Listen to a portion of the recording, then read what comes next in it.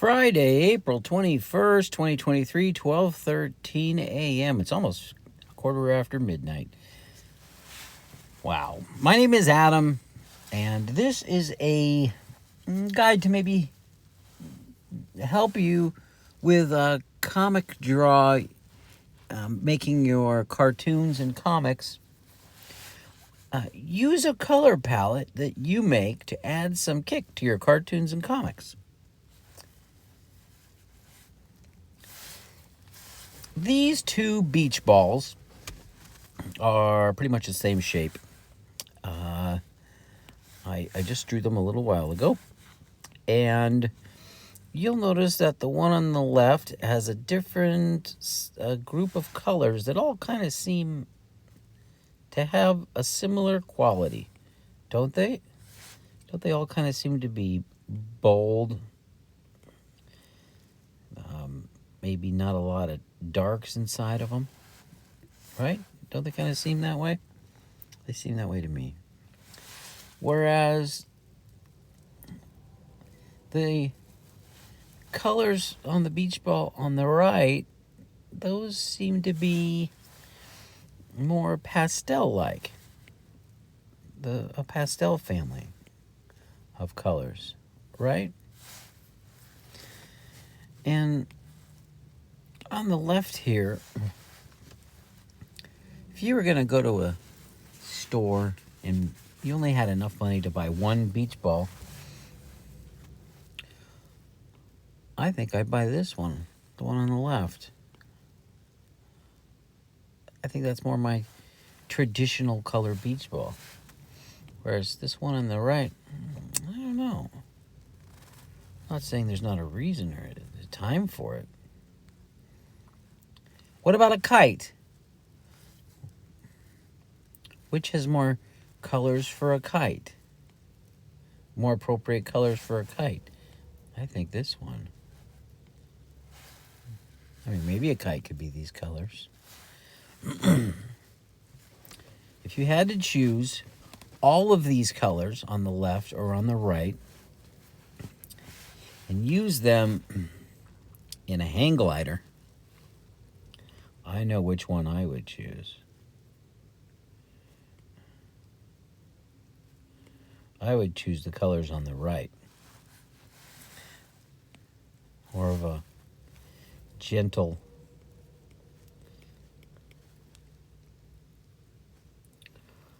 there we go. Hanging onto the tubes. More of a gentle, colory outlook or feel to it, isn't it? Kind of a floating. I think I'd choose these over here. Oop. Undo.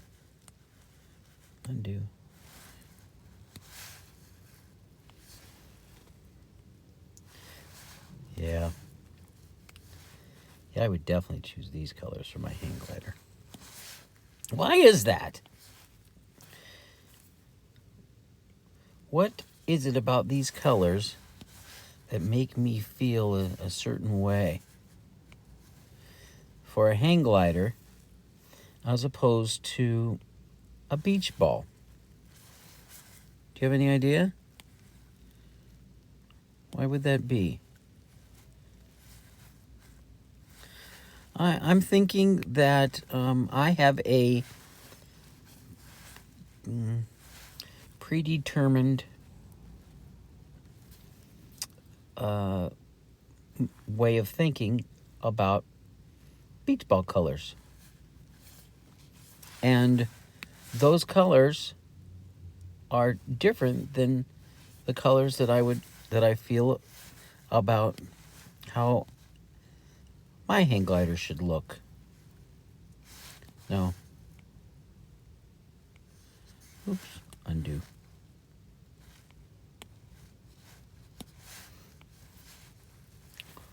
Now maybe you don't feel the same way.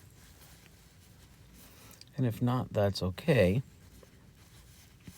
But maybe you do with something else. For example, let's say those colors were going to be used to paint Easter eggs. Do you have any thoughts or feelings when you see Easter eggs? What colors do you prefer your Easter eggs to be? I mean, I know which of those color palettes or swatches I prefer my Easter eggs to be. And that's definitely the colors on the right. Now, why is that? I don't know. That's a good question. But more importantly, as importantly, I need to learn how to paint Easter eggs, don't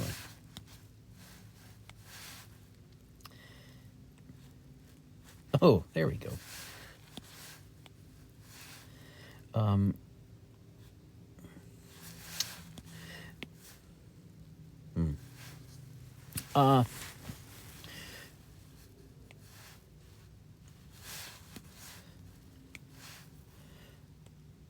When it's time for you to paint, there we go.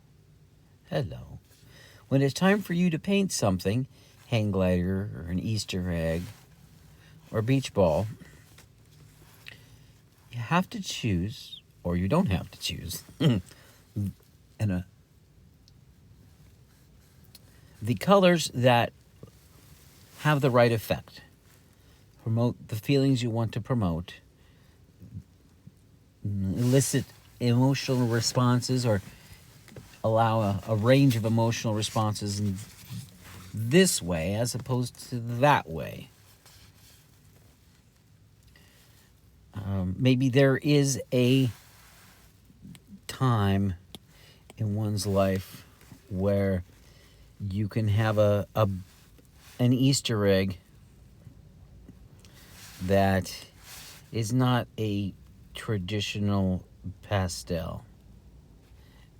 That there might be a time for that. There might be a place for that and a reason for that in your story. And hey, if your Easter eggs need to be black and white and a bold red, then have at it. But if your flowers or if your flowers or your castle in your little fairy winterland, in your little fairy springland, need to be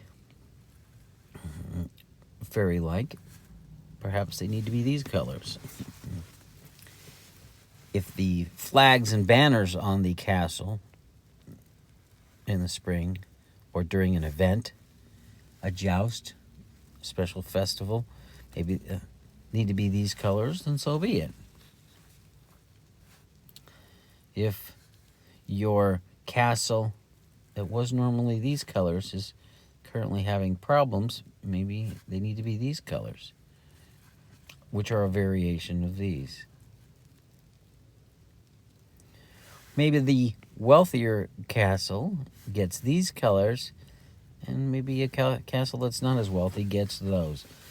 The point is I would recommend making one of these color palettes. It's not very hard to make. All you do is click on this little wheel here. Let's choose the paint bucket. And see this red up here? You see on the right there, it changes to orange. See, it's black and yellow, black and green, black and blue, black and purple, right? Over here on the left here, there's a green circle on the left there. Same thing over there. That matches the color that it's going to be. Once you choose a color, oops, then that becomes the old color on the left. And see, you're looking over here, it's red and yellow. See that? Now it's red and green, right? The last previous color used was the red, and whatever color's next is next to it. I'd like to show you something else. See this triangle? The purest color in at the moment of this red is right here. If it was this orange, it would still be here. If it was green, it would be up here. When you start sliding down, you're adding white to it. When you go down to the side, you're adding black to it. Right? Tint and hue, I believe, are the proper terms. You tint something one color, maybe add black to it, and kind of like tinting, but it's not the proper term when you're adding black to something. I believe it's hue, but anyway, the point is adding white to a color, adding black to a color, adding a little bit of white, adding more white, adding a lot of white, adding a lot of white to a color, adding a little bit of black to a color, adding a little more black to a color. Holy smokes, adding a lot of black. Oh boy.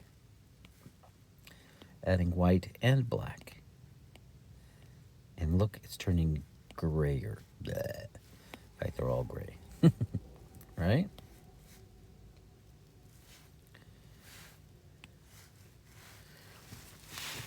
So let's choose a color palette for this beach ball. Well, the beach ball's got to have yellow in it, right? Probably. Oops.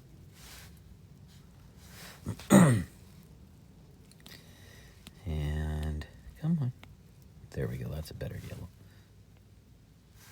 And the beach ball can have green in it, but I don't know if that's the right color green. Right?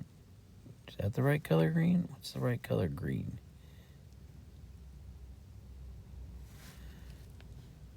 That's pretty good. And a beach ball can have, they don't usually have teal. They definitely have blue, but which color blue? Well, that's a good blue. Can a beach ball have light blue? No, they normally don't, do they? Purple. I don't know if I've ever seen purple in a beach ball, but darn it. Yeah, you could have purple in a beach ball, definitely. Right, what else? Pink? Hot pink? I don't know about hot pink. You could have pink in a beach ball. Let me start getting back up to red. Right? Those would be our colors for beach ball. What if we wanted a beach umbrella? Those are pretty good colors for a beach umbrella. Now let's choose some colors for our... And so we would only use those colors when making that beach ball. And if we were going to instead make that an Easter egg on the right there, that's kind of a salmon-y color, isn't it? Would that work? Yeah, that might work, right? I think that would work for an Easter egg. That's kind of a good Easter egg color. Let's see here. That's a good Easter egg color. You'll notice that they all, see how I'm leaving this right here? They all seem to work as Easter egg colors with that same amount of white in them. It's a relationship that these colors have with one another. Oh, you know what? Nice light purple would be good. Right there. Yeah, that's definitely even lighter. There we go. We can have it over here. Oh, definitely. Right, that's Eastery, isn't it now? How about that one? Come on. You can do it. There we go. That's a little different.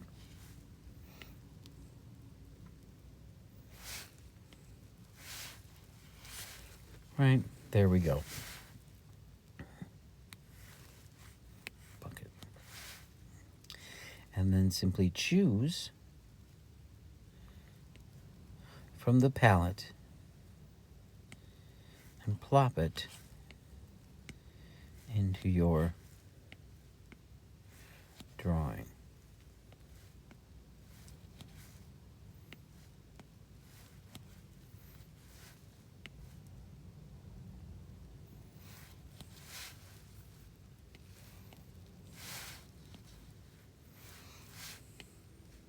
But only choose colors from that palette. Now, it also works this way with all sorts of other things as well. There's a wonderful book out there somewhere. An artist who makes great use of this in a use of light book, I believe, something along those lines, where the artist chooses only certain palette to paint the entire painting, and beforehand, and it looks fantastic. So, and then switches colors and changes the mood and the setting. Does a lot of dinosaurs like that. If you've ever seen that dinosaur guy, you would know. Anyway, maybe look that up. Dinosaurs light watercolor. Well, I hope this helps improve your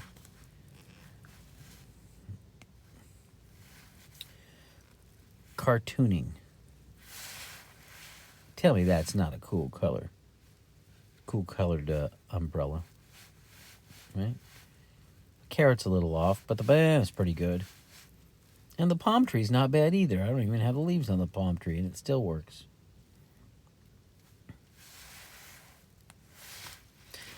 My name is Adam. I hope you enjoyed this. And